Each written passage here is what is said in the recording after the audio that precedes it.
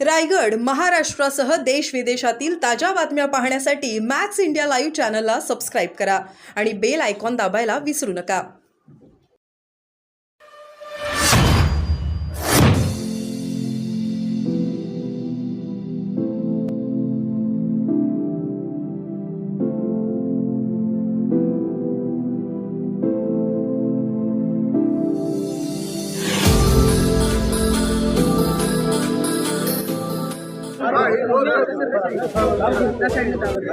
सर्वांना बाबासाहेबांच्या महापरिनिर्वाण दिवसाच्या मी अभिवादन करतो.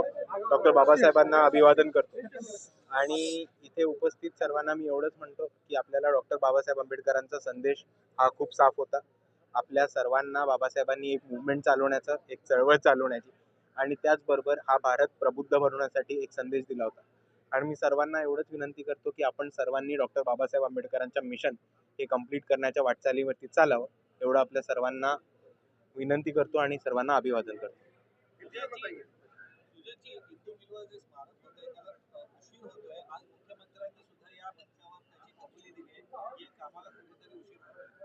हे बघा, आमचं भूमिका पहिल्यापासून क्लिअर होती की इंदू मिलवरती स्मारक ही आमची मागणीच नव्हती. आमची मागणी नेहमी कायम होती की एक थिंक टँक आणि एक रिसर्च सेंटर डॉक्टर बाबासाहेब आंबेडकरांच्या नावाने चालू केलं पाहिजे. आपण महाराष्ट्राला शाहू फुले आंबेडकरांचा महाराष्ट्र म्हणतो, पण एक स्मारक बांधून किंवा एक पुतळा बांधून खरं बाबासाहेबांना अभिवादन नाही होत. तर बाबासाहेबांचे विचार आहेत. बाबासाहेब एक मल्टिपल PhD होल्डर होते आणि त्यांनी सर्वांना प्रबुद्ध बनवण्यासाठी किंवा एज्युकेशनचा महत्त्व दिला होता.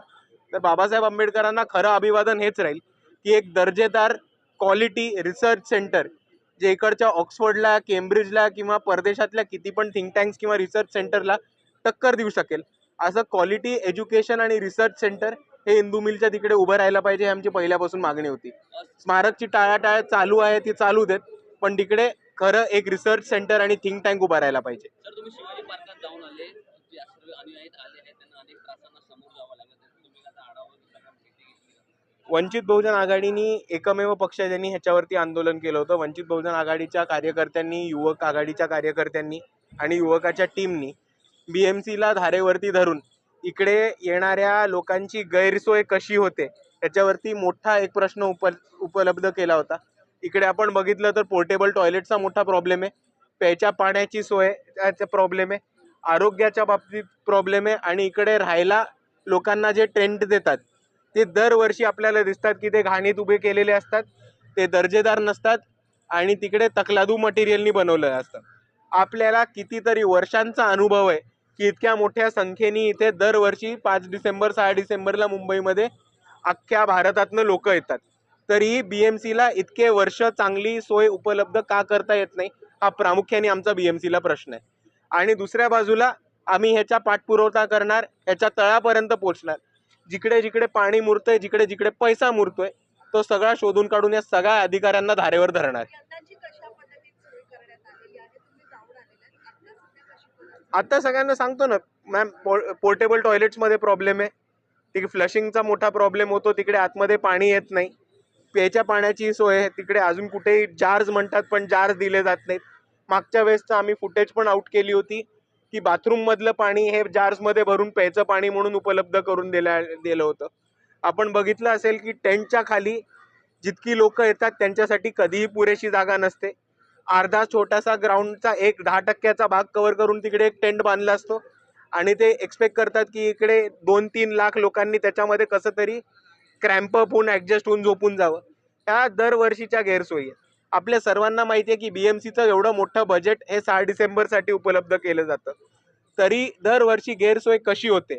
आणि ह्याच्याच बरोबर आपल्याला हे दिसतं की इकडच्या बाबासाहेब आंबेडकरांबद्दल जे नाव घेऊन राजकारण करतात आणि जे भीम अनुयायांच्या बाजूनी उभं राहायचं नाटक करतात, ते कुठल्या बाजूनी आपल्या सर्वांना सुविधा पोहोचवतात हे पण आपल्याला दिसत असेल. महानगरपालिकेचे इलेक्शन जवळ येत आहेत, हा जो घोटाळा आहे जो होत असेल त्या संदर्भात तुम्ही उघडकीस सांगत आहे? आम्ही ऑलरेडी उघडकीस आणलेलं आहे. काल रात्रीच परवाच वंचितच्या लोकांनी आंदोलन केलं होतं.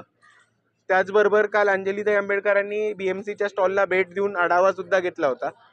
आणि BMCच्या इलेक्शन आम्हाला वाट बघायला नाही लागत, त्यांची पोलखोल आम्ही तसंही 5 वर्ष करतच आलोय.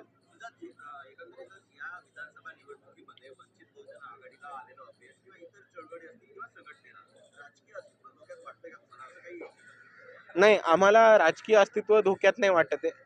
कारण आपल्याला दिसत असेल की वंचित बहुजन आघाडी ताकदीने या निवडणुकीमध्ये लढली आणि वंचितचा जो कोर वोटर होता, जो वोट शेअर होता, तो कुठे हल्ला नाही.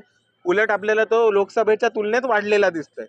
तर संकेत धोक्याचे वगैरे कुठे नाही आहेत. संकेत धोक्याची जी ऑपोजिशन व्हाईट वॉश झाली आहे त्यांच्यासाठी एका बाजूला आहेत. संकेत धोक्याचे ज्यांनी वंचित बहुजन आघाडीला कमी लेखलं त्यांच्यासाठी आहेत. आणि पुढे काळामध्ये जेव्हा स्थानिक संस्था येतील तसे वंचितचे केडर आपल्याला पॉवरमध्ये जाताना दिसतील आणि पुढे येणारा काळ हा वंचित बहुजन आघाडीचाच आहे.